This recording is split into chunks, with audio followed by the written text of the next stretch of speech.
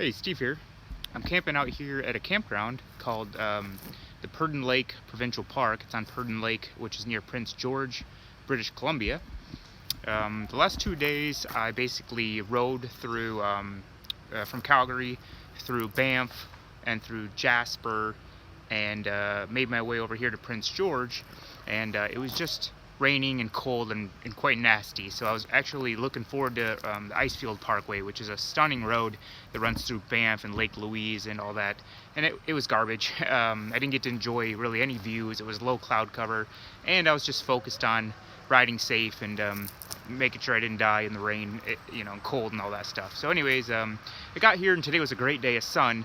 Unfortunately, while I was riding, I started to hear a really loud clanging sound in my engine on my motorcycle right around 4,500 RPMs or so, which is basically my cruising speed.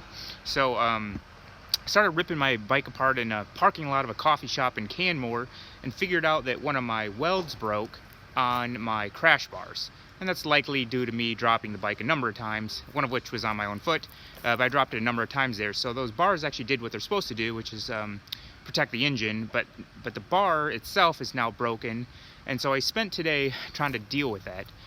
So here's a picture real quick of what that bar looked like before, basically when it was broken.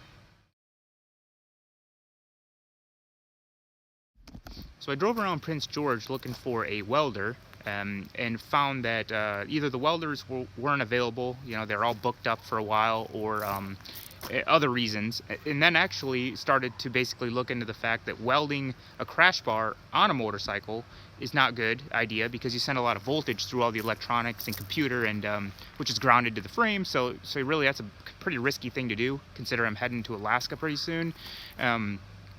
Also, removing the crash bar on my bike is extremely difficult. I just remember when I installed it, it's an aftermarket part, a billion parts have to come off, and not the kind of thing I want to do in the forest or in a parking lot.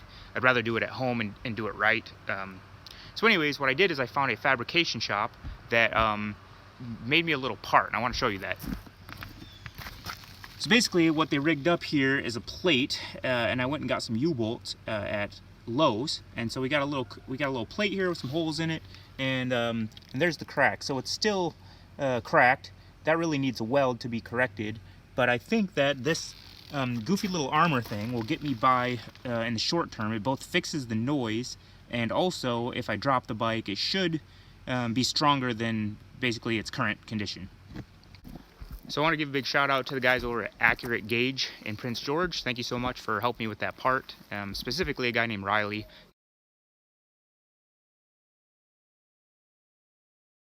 That guy was pretty cool at rigging that up for me and did it pretty fast too. So thanks a lot, guys.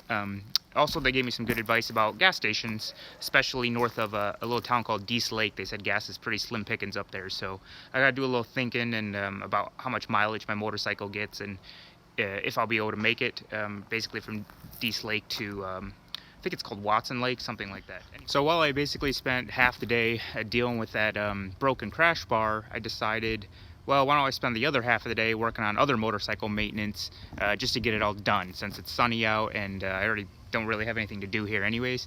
So I just did an oil change here. There's some dirty oil over by the fire pit.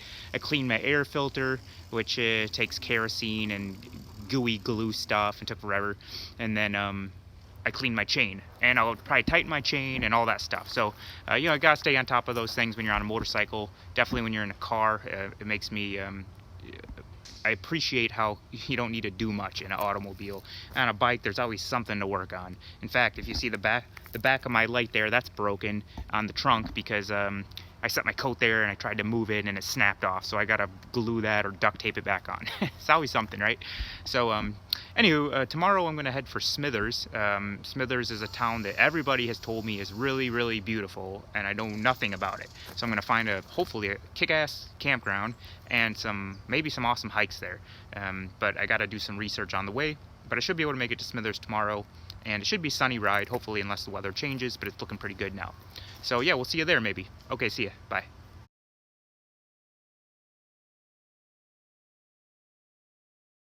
Hey, so it's the next morning here. I'm all packed up, ready to get some mileage under my belt. Behind me there is Purdon Lake, or at least a little view of it. I had one more story I wanted to share with you, which is last night I was sitting around camp about an hour before sunset and relaxing in my chair and watching some videos I had taken and some pictures, editing some footage. Anyways, I hear a camper a few campsites away yell something about a cougar. There's a cougar, something like that. And then I hear a lady yell, "Oh my God, there's a cougar! There's a cougar in the woods!" So, I started thinking naturally, that sucks. You guys have a cougar in your camp. And I go back to editing my pictures. And, 20 seconds later, the trees in front of me, the bushes and stuff, I can't really see in there, but they start moving. Something starts moving to the left, and then something starts moving to the right, and then something starts moving towards me. And so I start to freak out a little bit. My heart rate gets going, and I start to think, where's my knife? Where's my bear spray? Where's anything I can use as a defensive tool? And I just kind of froze up. I couldn't really remember where stuff was. And even if I could remember, I probably couldn't get to it in the next 3 seconds. So I stand up, and basically I'm ready to do the best kick I've ever did in my life and kick this thing if it comes rushing out of the forest at me, which I realized then, is totally not going to work. This is a trained killing machine. Kicking it's not really going to do anything. So I kind of prepare myself for, this is it. This is death by cougar. This is how I go. But I'm going to try anyways. So the leaves, rustle closer and closer, and then something pops out, and it's actually a dog. A big black dog with a leash on it. And the dog kind of is sniffing around and running really frantically. And then right then I overhear the guy yell, I let my dog off the leash, and he's on the chase. He's chasing the cougar. And so the dog kind of ran through my campsite and continued in the other direction, and nothing came behind it. Basically everything went still. So that was kind of the end of it, really. I settled down a little bit, and then maybe an hour later, a camp lady came by, part of the parks department, and was interviewing people, and they're trying to figure out, or they're notifying people there's an animal like a big cat in the park, in the campground, and also they're trying to identify it as maybe a cougar or possibly a lynx.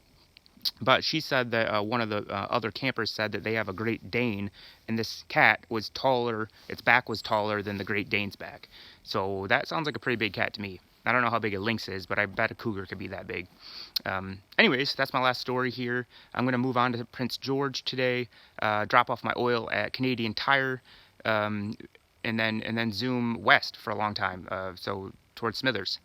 Thanks for watching this video, and sorry I didn't actually do anything fun this time, but just a lot of stories, I guess, and sharing with you guys. Appreciate it, and see y'all soon. Bye.